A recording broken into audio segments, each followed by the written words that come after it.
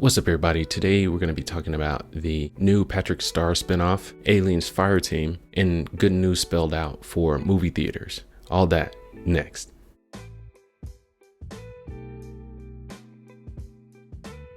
All right, welcome back to the Casual Consumer Network. Here we go for a wide range of topics in the medium of entertainment. I'm one of your hosts, Dark Fox, and before we get into the main stories, we have things to mention. So my baby girl's birthday is today, tomorrow, or the next day when it's posted, but it is the 7th. So I just want to wish my sweet baby girl a happy birthday. It's an honor, a privilege, and a pleasure to watch you grow. And if you keep learning and playing and advancing in the way that you are, the world is yours. No matter what you want to do, you can do it. Your mother and I, we love you and we'll always be there for you. So next up on the things to mention, Sony is canceling their TV shows and movies. So they won't be offering that anymore. On August 31st is going to be the cutoff date.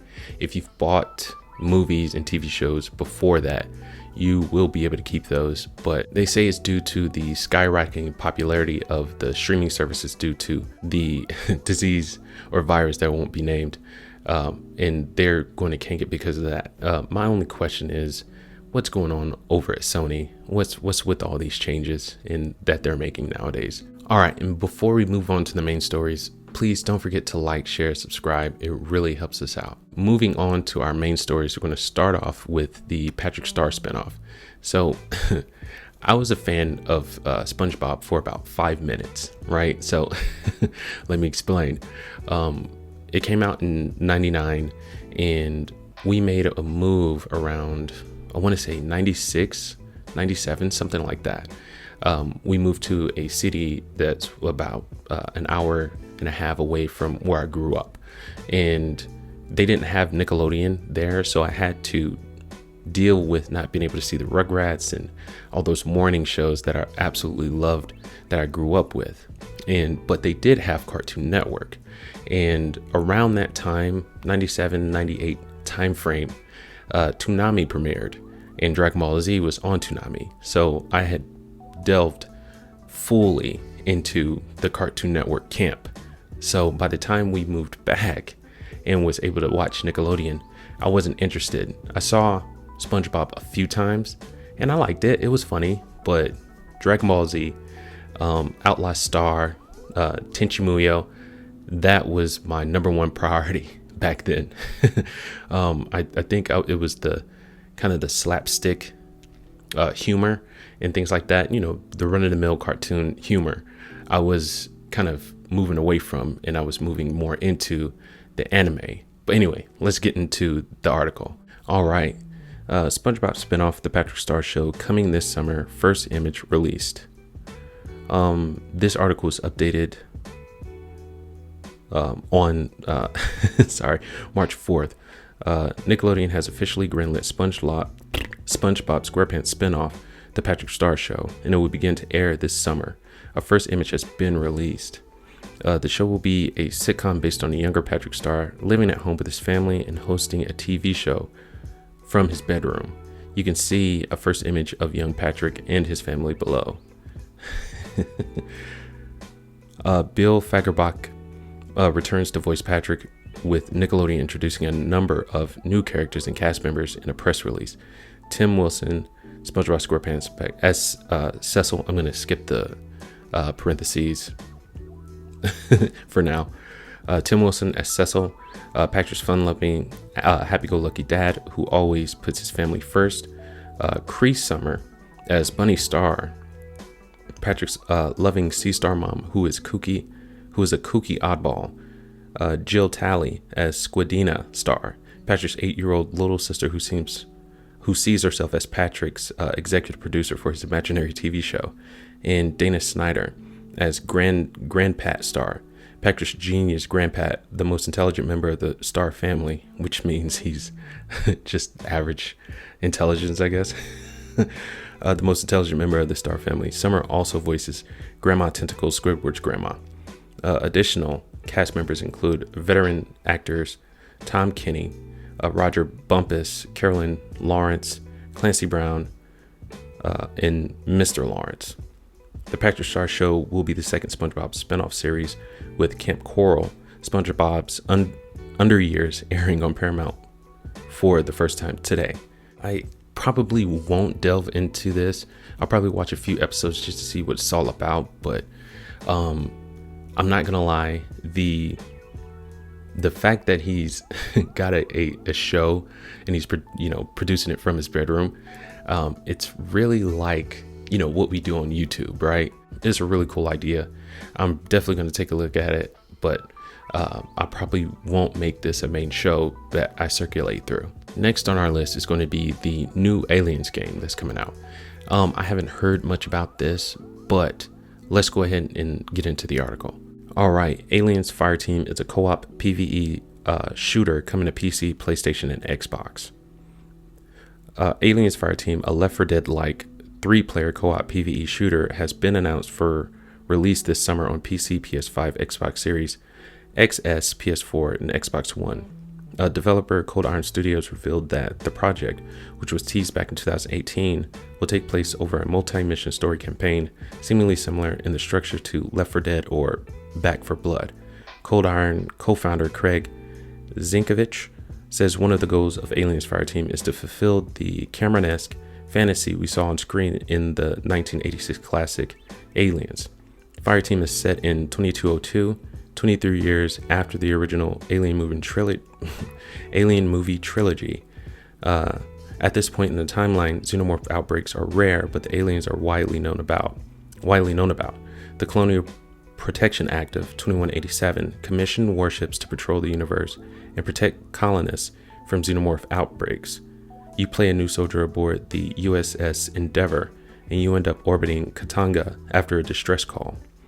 There are over 20 total enemy types, including 11 unique types of xenomorphs ranging from facehuggers to Praetorians, and synthetics will also be on your list of foes. Each campaign has new enemies to fight, one of them being a xenomorph hive. Cannot read today. Players, meanwhile, can choose one of 5 unique classes: Gunner, Demolisher, Technician, Doc, and Recon. You'll be able to customize your Colonial Marine with unlockable cosmetics. Challenge cards are optional mutators that alter gameplay in order to encourage replayability. One card might require headshots in order to do any damage. Meanwhile, higher difficulty levels introduce things like friendly fire, deadlier acid spray from xenomorphs, and scarcer resources. And it goes into what IGN's going to be covering with this. So this looks like a ton of fun. I don't know if it's going to be cross-platform or not. This is something that me and Boog and possibly even our kids could get into. You know what I mean? They're getting old enough, things like that. I'm really looking forward to this game. I want to give it a test run, check it out, and see what's going on with it. All right, and lastly, we're going to be talking about the good news for movie theaters. So The Quiet Place 2 has been moved up instead of back. We've seen a lot of movies being postponed for till next year or indefinitely. We won't know. Games too. We've seen this happen, but Quiet Place 2, I want to say, is one of the only ones that have been moved up, and I'm really happy to see that. What I'm worried about is the feud, if it's even continuing right now, between streaming services and movie theaters, because right around when the new Trolls movie was coming out, there was AMC that was really kind of lashing out, but I understood where they were coming from, both sides of it, but I want to see them squash all that, and hopefully we can open up these theaters and people can start going to the movies again. But anyway, let's get to the article. All right, A Quiet Place Part 2 release date moved up to May. An early sign that movie theaters may be on the way back.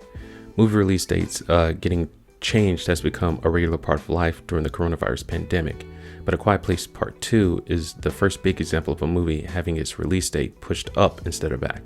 Paramount Pictures and director John Krasinski announced Friday that the upcoming horror film will hit theaters on May 28th instead of September 17th, the date that Paramount gave for after originally delaying it in March 2020. A Quiet Place Part 2's new release date comes amid a flurry of related news. Earlier this week, Universal Pictures announced that it was moving Fast 9, the next Fast and Furious movie, from its previously announced late May release to June 25th. While it seems that Universal has doubts about fans returning to movie theaters in May, other studios clearly don't agree. Paramount isn't the only studio betting on May for the return of the theatrical business. Disney has both Black Widow and Cruella slated for the month, while Lionsgate has Spiral from the Book of Saw set to premiere then as well.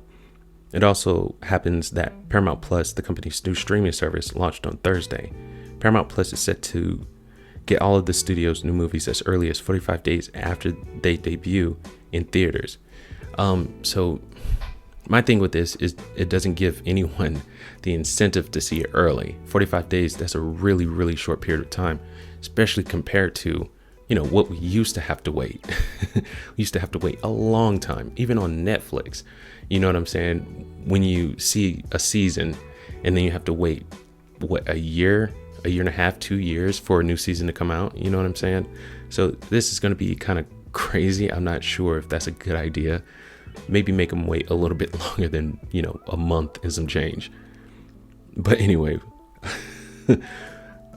this means that thanks to its new Memorial Day weekend release date, A Quiet Place Part 2 is now set to land on Paramount Plus in July, a surefire way to help boost the Nascent service's subscription numbers. Part of Paramount's confidence could be based on the new statement from the U.S. government regarding the supply of virus vaccines. President Joe Biden announced Tuesday that thanks to the increase in production capacity, his administration now projects that there will be enough vaccines available for every American adult by the end of May.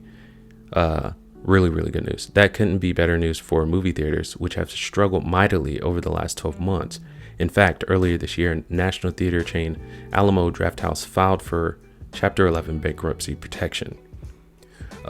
Now, virus cases in the U.S. have been trending downward over the last several weeks, though they still remain near the levels they were at last fall.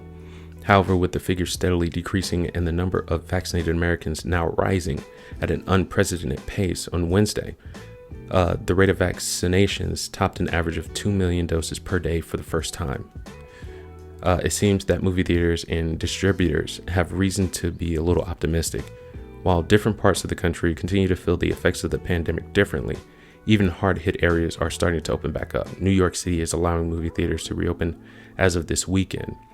While there may be reason to be optimistic right now about the return of new movies to theaters, these release dates could still change. But the fact that Paramount feels confident enough to move up one of its highest profile films, the sequel to a movie that set box office records, is certainly a good sign for the movie business. So I'm really looking forward to all of this. This is all good news. I'm really excited for A Quiet Place 2.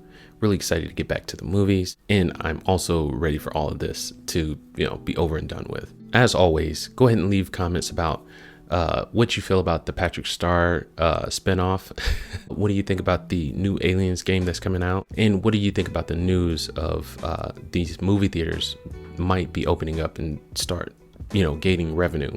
Hopefully a lot of them won't have to close down, but I know that's part of the course right now. But are you excited to see the movie theaters open back up? And how do you feel about A Quiet Place coming a lot earlier than projected? Go ahead and leave those in the comments. While you're down there, go ahead and like, share, subscribe. It really helps us out. You guys have a good day. Peace.